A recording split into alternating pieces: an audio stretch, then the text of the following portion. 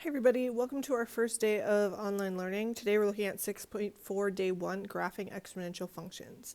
Remember we did this in class using the graphing calculators.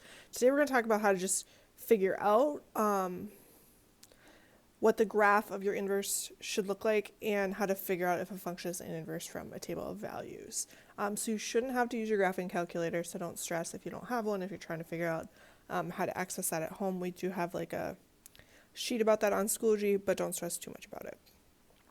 All right, for today, our essential question is how do you graph and create a table of values for an inverse function? Remember, f of x represents the original function, and f to the power of -1 of x is your inverse function. So whenever we write this here, we are talking about the inverse. One thing, as you're watching these videos, please pause if you need to, and write down whatever's on the screen. You will have to answer some questions about the videos after it, so at the bare minimum, I would write down some notes so you're able to do that.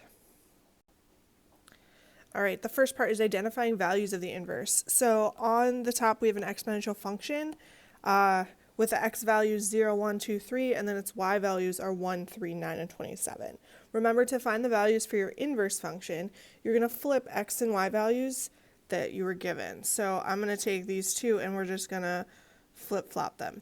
So for my first one, notice we have 0 and 1. If I flip these, I get 1, 0 for my first pair. My second pair, we had 1, 3. Again, if I flip them, I'll get 3, 1.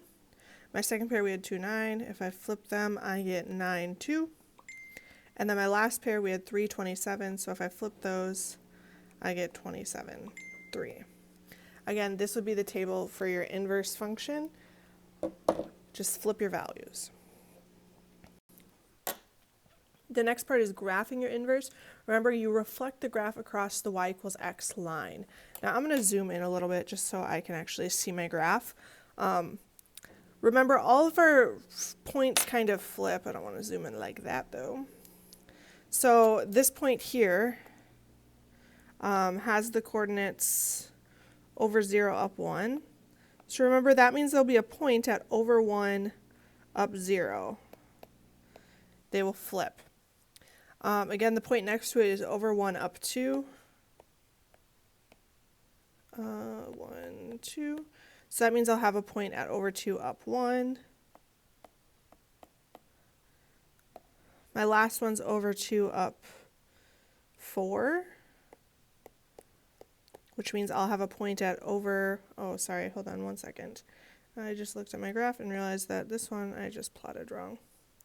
You do have a point at 2, 1, I just went over 3 instead. Alright, then my last one is over 4, up 2. 4,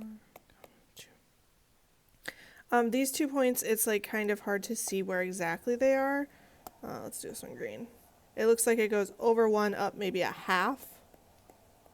That's me guesstimating those. So I'm going to go over 1/2, down 1. Maybe there's a point there. Essentially, these ones should just get closer and closer to your y-axis though. And then you can go ahead and draw a line through all of your points. It should go something like that. Essentially though, I'm going to erase some of my numbers here. What should happen is we're reflecting right across that dotted line.